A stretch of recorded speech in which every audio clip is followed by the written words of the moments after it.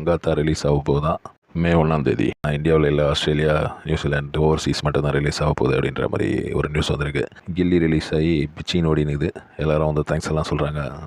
ஆஷிஷ் வித்யார்த்தி, பிரகாஷ் ராஜ் 20 வருஷத்துக்கு அப்புறம் இப்படி ஒரு ஹிட்டு அப்படின்றது தளபதி படத்தால் மட்டும்தான் முடியும் அப்படின்ற மாதிரி தளபதி ஃபேன்ஸ் சொல்லிக்கிறாங்க. ஆனால் வந்து டேய், எங்கள் தலை படமாக அப்படி தான் வரம்பார் மங்காத்தா ஃபஸ்ட்டு மேவிலேருந்து ரிலீஸ் ஆக போகுது அப்படின்ட்டு போஸ்டர்லாம் வெளியிட்டுன்னு ஒரே சோஷியல் மீடியாவில் விடாமுயற்சிக்கு இதை டேக் பண்ணி விட்டுனுக்கிறானுங்க பசங்க.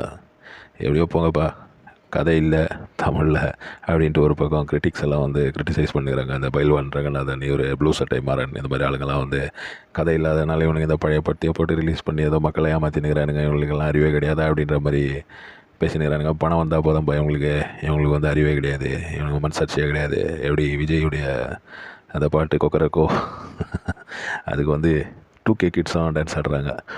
அவனுங்க பிறந்து 4 வருஷம் தான் அந்த டைம்